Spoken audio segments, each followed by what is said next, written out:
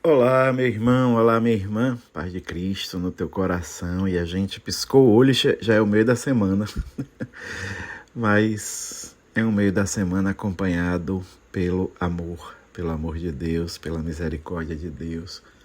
Que coisa boa, Deus seja louvado. Deus te abençoe, meu irmão, Deus te abençoe, minha irmã, abençoe o seu dia, abençoe a sua vida, esse coração, com o sentimento que o coração estiver sentindo. Se o coração estiver triste, Deus abençoe consolando. Se o coração estiver fraquejando diante das adversidades, Deus abençoe fortalecendo.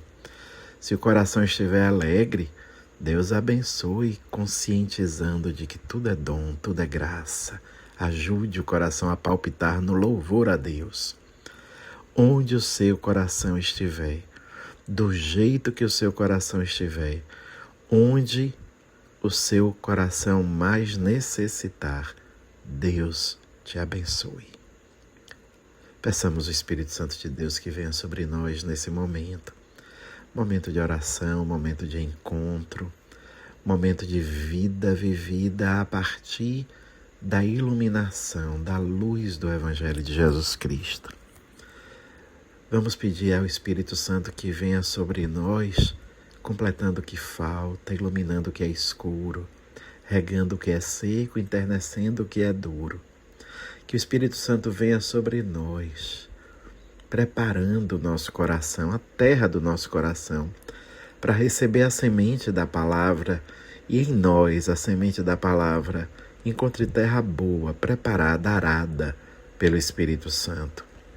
E germine, cresça, floresça e frutifique. Clamemos, clame você também, meu irmão, minha irmã. Vinde, Espírito Santo. Vinde, dom de Deus. Força para a nossa fraqueza. Vinde, Espírito Santo, porque necessitamos, somos carentes de Ti. Vinde, Espírito Santo, rogamos a Ti neste momento. Vinde, Espírito Santo, necessitamos de Ti. Iniciemos, meu irmão, minha irmã, em nome do Pai, do Filho e do Espírito Santo. Amém. O Senhor esteja convosco, Ele está no meio de nós. Proclamação do Evangelho de Jesus Cristo segundo Mateus. Glória a vós, Senhor. O capítulo é o 20º, os versículos de 17 a 28.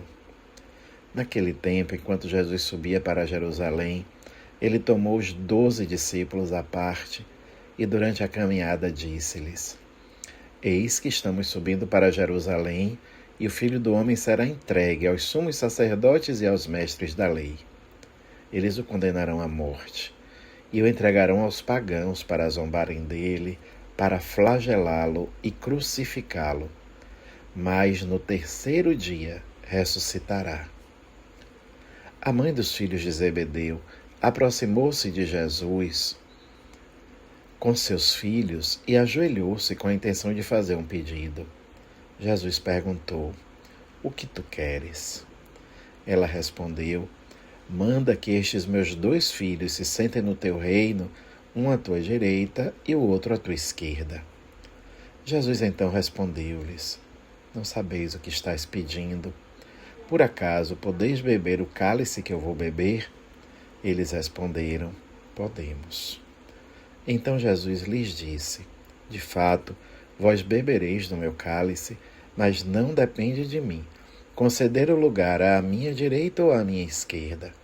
Meu Pai é quem dará esses lugares àqueles para os quais ele os preparou. Quando os outros 10 discípulos ouviram isso, ficaram irritados contra os 2 irmãos. Jesus, porém, chamou-os e disse: Vós sabeis que os chefes das nações têm poder sobre elas e os grandes as oprimem. Entre vós não deverá ser assim. Quem quiser tornar-se grande, torne-se vosso servidor.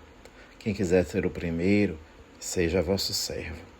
Pois o Filho do Homem não veio para ser servido, mas para servir e dar a sua vida como resgate em favor de muitos. Palavra da salvação.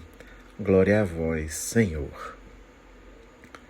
Meu irmão, minha irmã, eis aí um texto que sempre me chama muita atenção, porque a atitude da mãe dos filhos de Zebedeu e dos próprios apóstolos, João e Tiago, é uma atitude muito parecida com a nossa. Eles escutaram eles ouviram o que Jesus estava falando, mas não escutaram. Você sabe que existe uma diferença, né, entre ouvir e escutar. A gente ouve tudo, mas a gente só escuta quando apreende, quando introjeta aquilo que escutou. Eles ouviram Jesus falando o que ia acontecer com ele. Ele estava indo para Jerusalém e ele anunciou o que ia acontecer. Logo depois, ele disse que tipo de reino seria o dele, como seria o reinado dele, né? Reinado de doação, de entrega, de martírio, de vida doada para a salvação. Mas eles não queriam escutar aquilo. Eles escutaram o que quiseram e foram lá. E a mãe pediu cargos segundo a lógica do mundo, não segundo a lógica do reino.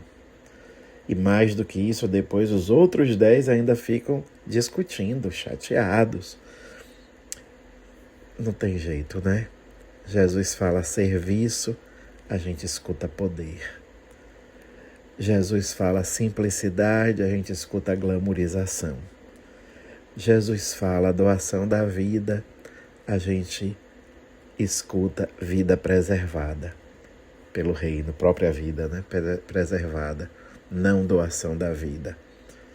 Jesus fala tantas coisas, amor a gente tem de ódio, justiça a gente tem de ganância.